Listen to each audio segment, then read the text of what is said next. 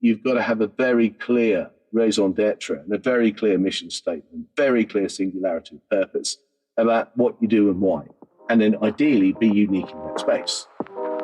Welcome to the Viscosity podcast, brought to you by VLM training and coaching specialists across the UK and Australia, hosted by founder Vicki Main. Are you a business owner, leader or executive? Have you ever felt stuck or disappointed about where your life or business is heading? Do you ever feel overwhelmed, compare yourself to others, or feel like you're swimming in treacle at times? This podcast is here to help you become unstuck from viscosity to achieving escape velocity and expanding your knowledge. Our guests on the show will share practical tips and real-life experience about how they got out of negative situations or circumstances to live their best life on their terms. We'll be sharing real-life stories from real people doing incredible things. Stay tuned for our next guest. Welcome to episode 1 of the Viscosity podcast. I'm your host, Vicki Main, and today we have Will King, founder of King of Shaves, in the podcast studio. Hi, Vicki. Really nice to see you. Thank you, Will. It's great for you to be here. And just wanted to go straight into it. You're a very inspiring man, and you've had a huge success in your business with King of Shaves from 1993, I believe, when you started it. What inspired you to set up this business in the first place? Okay, so going back nearly 30 years now, Vicki, I worked and was very happy working in conference and event production. My first job was selling advertising space for Marketing Magazine in the UK. But in the early 90s, we had a big recession and a lot of companies stopped spending money and I was made redundant. And it wasn't because I wasn't great at my job, because I was very good at it, but more that companies stopped spending money on product launches and conferences, but they still made products. So, for example, we'd done the Duracell launch just prior to me being let go. So I found myself out of a job. I had a really cool job, 40 grand salary, company BMW, company card, lived in central London, and then I had no salary and no car and a bike, and basically couldn't even afford to live in the flat that I bought in Streatham in London. So look, I had to do two things: either go back into the world that I knew, but clearly there wasn't great work there because I've just evidently been made redundant. So I decided to do two things. First of all, make a product, and then secondly, be my own boss. And it was very simple rationale. People buy products. If they're great products, they'll buy them and hopefully keep buying them. And then being my own boss, well, you're responsible for your success and there's nobody above you. And fortunately, King of Shaves got traction in the early 90s and we set out to grow the business from a single shaving oil that I invented in the early 90s. And I guess the rest is history, and I'm here talking to you with our 30-year anniversary coming down the track in 2023. So it's been a fantastic journey, and obviously I've not had a boss in all of that time. So very liberating and incredible. That's fantastic, Will. And it must have taken great courage for you to back yourself and launch the business. And you've had incredible success along the way. And I guess looking back now, you know, in terms of how you felt about the redundancy, have you got some advice that you could give others who are potentially going through this right now at this moment? Yeah, look, for sure. And clearly redundancy was the best thing that could happen to me. Otherwise, I wouldn't be sitting here today. Now, it's not something any of us ever want, to be told that you're no longer wanted for the job or the job's no longer there.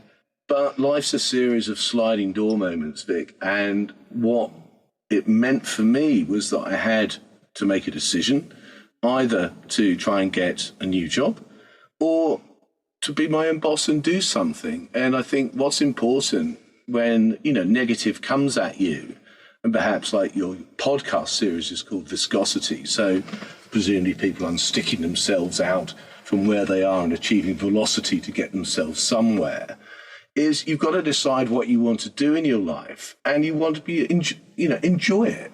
And when you create, for example, a product-based business, as I did, the product has got to be needed or wanted by people. Yeah. Now, I had a big problem shaving. I had very sort of sensitive skin. When I started work in the 90s, everybody wore a suit, everybody wore a shirt, everybody wore a tie, everybody was clean shaven. Only geography teachers and, terrorists, let's say, had beards at that time. And I hated shaving. So I thought, that's a problem I could solve. I used Gillette foams and they weren't great. Long story short, I'd studied mechanical engineering at Portsmouth Polytechnic, now the University of Portsmouth. I knew oil lubricated, but clearly you're not going to put engine oil on your face to shave with. That would not be good for your skin. At the time, Body Shop was huge, Anita Roddick's, amazing business. And essential oils were becoming a thing. And I basically went out and bought a book on how to blend exotic and essential oils that were good for your skin, and on the basis that oil lubricated the razor blades, and hand-filled, and had a few trials. They were quite gloopy and sticky at the start, but over a period of weeks got to a formulation, a carrier oil with essential oils in it, that cured my razor burn. It cured it. It didn't just reduce it, it was not there. And I guess the rest is history. It worked for me. The business strategy was, if it worked for me, it would work for others, people with sensitive skin. And to date, we've shaved 17 billion lives. So clearly there was something in the performance of the product. And then I guess we'll come on to talk about King of Shaves, the brand name, and other things that are important for your audience listening in, as they, look to go from where they possibly are to where they want to be. Yeah. I mean, wow, what an incredible story. And the fact that you've shaved 17 billion lives is incredible. I'm curious, at the beginning, so you were looking to solve a problem with your shaving rash and burn. Did you ever think King of Shaves would be as successful as it became? Look, the real answer here is no. I mean, of course, you could have no sort of, imagination in my wildest dreams that I would launch a single shaving oil, hand-fill the first 10,000 bottles, convince Mohammed Al-Fayed, the then owner of Harrods, to personally list it. First year sales were only £300, Vicki, like 300 quid, yeah? So I'd raised £15,000 from a couple of people that backed me, one of them being my best friend from Polly, Pat, and Mum and Dad chipped in £2,500. So I had seed capital of a tiny amount. But it worked, and what happened was, after Harrods, I was absolutely relentless on getting Boots, the chemist, to list it. A lady called Fiona Kemp listed Boots, and down the track later, Ted Baker, the fragrance licence that we'd signed in '97. And when we were in Boots, sales hit £57,000 in the second year, and suddenly you start thinking, well, that's quite a few thousand people buying it, and then they doubled, and then they doubled again, and then it got into Tesco, then the internet came along, and then I bought shave.com for £18, and then men's magazines came along, and then it went off like a rocket ship. And our only competitor was Gillette. It was just big Gillette. Hadn't then been bought by Procter & Gamble. It was bought by P&G in 2005 for $57 billion. So it was lack of awareness, and I went out there and knew the product worked, and it was all about now getting the brand name out there so people had a choice. And it was available to be bought on the bottom shelf at Boots for £2.99. Yeah. And incredible. I mean, wow, I'm blown away by that. And I know certainly I've read your book. And when halfway through, when you talk about how you got into Harrods, it's actually a real story about, almost like the underdog being able to go out there and make a difference and grow and scale. But I'm curious, in the early days, you mentioned that you got startup funding, seed funding. How did you overcome loneliness during that time regarding being in that space? And you worked from home quite a lot as well, didn't you? How did you overcome loneliness? And we're going to come to mindset more so in a moment, but can you give some tips to some people who are just starting out and they've potentially got a solution to a problem, and how can they, I guess, get that support as well and overcome loneliness? Yeah, look, listeners, so 30 years ago, you didn't really have the level of help and infrastructure that you have now when you're in startup land or you're scaling your business. I just got on with it, Vic. And, you can sit there in your bedroom, as I was working from, and sit there thinking, I am lonely and this is not so good and help me. Or you fill your day up with doing stuff so it really races by. But you make a valid and genuine point. It is lonely, okay? And there isn't anybody out there to help you. And actually, a lot of people, aren't that supportive, especially if you're starting off on a new career track and it's very different to what you did before. So I always loved dogs. I'd had a dog when I was in my teens, and I decided to buy a fox terrier, which ended up being 2 fox terriers. People, do not buy 2 dogs, just stick with the one. Moke and Dudley as puppies in 1993, early 93, and they were with me all the way through to 2005 as my companions. So they got me out of bed in the morning to go and do their stuff. I took them out for an hour walk every lunchtime, and obviously we'd meet people there, and then they sat under my desk on the hot computer cables and tried to fight with each other when I was on the phone to Mr. Al-Fayed. So, the loneliness thing, of course, but not everybody's suited to be a startup entrepreneur. Not everybody can, go from viscosity to escape velocity. It's not the career choice for everyone. It's really king hard work. Yeah. And you've got to have, and I think you're going to come to this, the approach, the attitude, the mindset, where you start really, you're running a marathon, but at the start you're running at a sprinter's speed because you've got to get momentum and you've just got to get on with it. So there's, the loneliness of a long distance runner. And if you're feeling, I need a bit of conversation around a water cooler, or I need to see my mates, or I don't want to go out to whatever, maybe, not everybody is designed to be an entrepreneur or a startup business person. Okay, so be very clear about that. But there are always roles for people, with people like me, where I need amazing people that I can delegate to. We'll touch on that later as well. Fantastic. And let's talk about mindset. So how important do you think it is for a growth mindset in terms of being a business owner? Okay, so the mindset business, I am a guy whose pint of Guinness, or half pint of Guinness, I should say, is half full. And even if it's 2/3 drunk, it's still half full. And even if it's got a drop of the black stuff at the bottom, it's still half full. Because if you let it's not going to work creep in, or here's a no, here's another no, here's another no. A no for me is just a not now, not yet. But it's not a never. It's not now or never. It's just a temporary holding pattern. And the belief that you have to have in yourself. Look, people, you've got to have, in the world we live in now, whether it's a service business you're in or a product business you're in, you've got to have a great product or a great service. You just can't launch another brand of coffee or another range of sandwiches or another mobile phone unless you're going to beat out iPhone. It will go nowhere. You will never scale. You'll be what's called a busy fool. Yeah. So you have to have then what I term the attitude of action, which is walk the king talk. Walk the talk. Don't just talk about it, do it. Because every journey starts off with one step, and then one step becomes 10,000. I've probably done 10 million steps in my 30-year journey.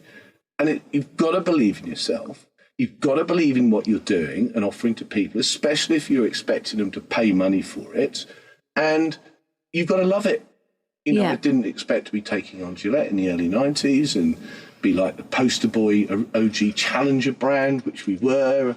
It's been incredible. But I've always had a good belief in myself. And I've had my parents who thankfully are still with us and other people who've supported me. So it's not a singularity, but it is about you, and nobody else is going to do it for you.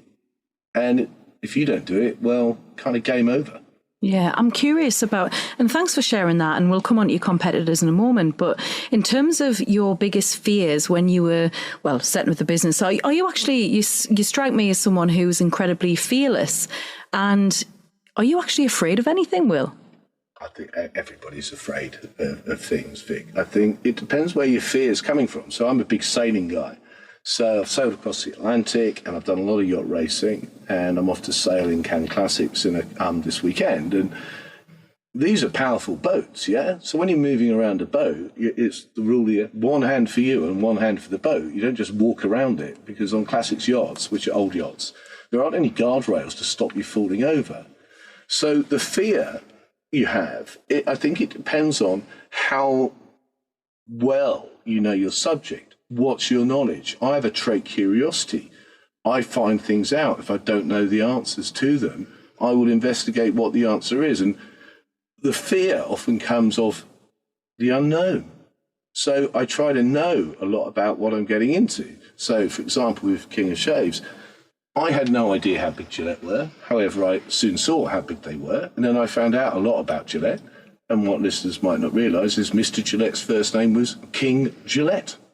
And I thought, oh my days, of course Gillette would have trademarked King of Shaves, like Budweiser, trademarked King of Beers, the world's biggest brewery. But they hadn't. So I was able to trademark it. And then it was pushed back by the patent attorney saying, it's inferring that you're the best. And I said, well, I'm not saying I'm the best, it's just my name. So we had to argue at a European trademark level that had my name been, let's say your surname being Main of Shaves, there would have been no issue. But mine was King of Shaves, not my fault. Parents, fortunately, had that surname. So they said, well, you're going against his human rights here, so of course you can call it King of Shaves. And that's how we got that trademark. But my worry was Gillette would have had it. And I think people, if you're listening and you're fearful of change, or you're fearful of your competitors, or you're fearful of what people are going to say, just go out and investigate what you're fearful of and arm yourself with knowledge so you're not fearful of it. Yeah, and it's a knowledge thing, Vicki. Yeah, absolutely. And I know when I've spoken to entrepreneurs and people who are thinking about going into business, and even students and people who I've worked with across my career, some people are actually afraid of massive success, because perhaps they don't believe that they can reach that level of attainment. And I'm curious what your thoughts are on that. Yeah, again, I think you're talking about imposter syndrome. So back in the day, of course, 30 years ago, nobody knew what those two words meant. You just started a business. You could be a plumber. You could be an electrician. I'm sure plumbers and electricians aren't worried about how successful their business is going to be. They just want to fix plumbing and electrics. Now, nowadays, let's just say you start to be successful, then you maybe start questioning yourself. You say, well, I'm not really worth it. I don't really know. Why am I so successful? I shouldn't be. It comes back to the knowledge, people. Go out and find out about the subject. Become the world expert on the subject. Ask me anything, do an AMA with me on shaving, whether it's razors and blades, whether it's patents, whether it's intellectual property, whether it's trademarks, whether it's competitors. What direct-to-consumer did in between 2010-20, who sells the most, what the market shares are. I know this stuff because I make it my business to know it. And when you know stuff, you become like, I think you were a lecturer earlier in your career. When you have knowledge, you're not, you're not blagging it, you're not imposting, you're genuinely armed with knowledge that helps people. And then perhaps fear of the imposter syndrome, it just goes away. Because you're not an imposter, you are an expert. So I'd, suggest to people listening to this Viscosity podcast, become an expert in what you're doing, and then there is no imposting. That's brilliant. Thank you, Will. And so what's next for King of Shaves and for your future? Tell us what's next. What's coming down the track? Goodness me, Vicki. So look, winding back 30 years, I founded a business because I've been made redundant from my work that I really enjoyed. So I became my own boss and did a product, and then it kind of took off. And people Google Wilking Shaves, or there's a book I did in 2009, and the razors we launched against Gillette, and how we were viewed and what we did. We've done amazing things, my team and I, there. We're 30 years old next year in 2023. And when I founded King of Shaves, I was 26 and I knew nothing about the world of shaving. In 2014, I stepped down as CEO because we'd gone through a big sale process that hadn't quite happened. And I was really tired. When you get into selling your business, say to a PLC or to private equity, there's a huge amount of stuff that takes you away from what you love doing in your business, which for me is inventing products and coming up with clever ways to market them. And I took a step back. So I'm founder, I'm director, largest shareholder. And of course, I shaped the narrative of King of Shaves as Will King of Shaves. But I wasn't executive running it. So my management team, Andy Hill, joined me in 1995. He and the team run it. Next year, however, it's an exciting year. It's our 30-year anniversary. there's always things going around in my mind as to what I'm going to do and why. Watch this space, I would say to listeners. Fantastic. Well, we'll look forward to seeing what comes down the track next. Final comments in terms of, can you share some top tips for people who are feeling stuck right now in whatever that might be? And, to get out of negative situations, to live the life on their terms, what would you say that your top tips would be for the listeners? Yeah. So again, let's just assume, listeners, you're a bit stuck in a rut of what you're doing and you're not that happy and you want to get to a better place, whether it's financially or for just general life happiness. The first thing to do is think about what you're going to do. Think about it. If you're going to go into a new product or compete against existing products or launch a service, let's just say it's a new marketing agency, you've got to be very clear.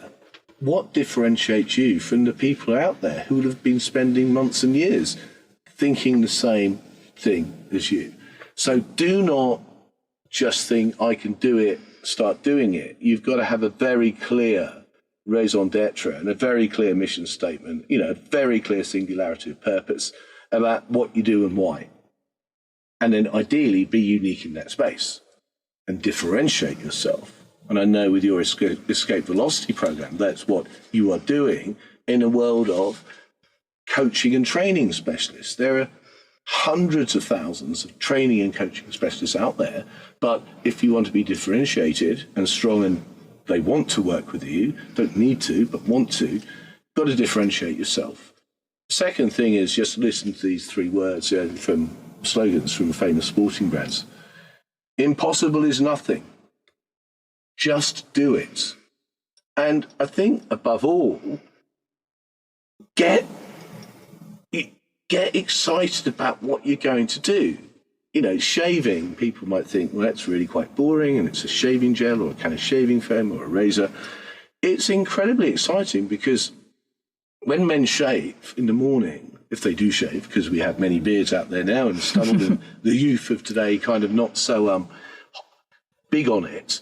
But you go into the bathroom, you close the door, you fill your sink up, or you get in a shower, and you've got 2 or 3 minutes of solitude. And I know, for example, the chief head designer of Brompton Bikes, he has a lot of great ideas when he's shaving because it's quiet. And I think when you start looking at designing a brand or a product or service about how it can really improve people's lives, not just in the mechanical use of it, like removing hair, but it's a time to think. It's a time to reflect. It's quiet. And we don't live in a world that's quiet. Yeah, it's always on and it's full on. So I think, above all, just be very clear about what you're going to do, why you're doing it, and why it's going to be better than anything else out there. Low-hanging fruit, your friends and family, they might buy into you, fine, because they say, well, I'll support him or her. But you get into the hard-charging world of commerce, not like that. And you can't just use it'll be really good. I say, why? Be very clear what your why is. And obviously ours is King of Shaves. What trumps the king? Yeah. So where can our Aussie listeners buy your products, and UK listeners, if you haven't heard, I'm sure you all have, of King of Shaves, but where can they buy your products? So in Australia, go to shave.com.au, but we're in the supermarkets and the equivalent of Boots and so Coles Tesco, and Woolies? Coles and Woolies, exactly. And we've been there since, I think, 2002 or 3, maybe 20 years. And developed a very successful business there, and it's actually run by a guy called Paul Irwin on Bondi Beach, and he literally got in touch in 1997, I think. He said, I love your shaving oil, we'd love to sell it in Aussie. And I said, okay.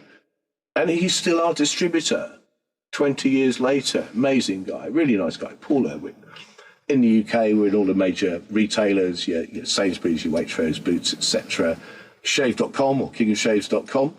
And you can get great discounts there. And, of course, Amazon, where we're one of the top-selling shaving brands there. So, back the King of Shaves, back an independent, back a challenger brand. King is dead. Long live the King. Go out there and, just be amazing.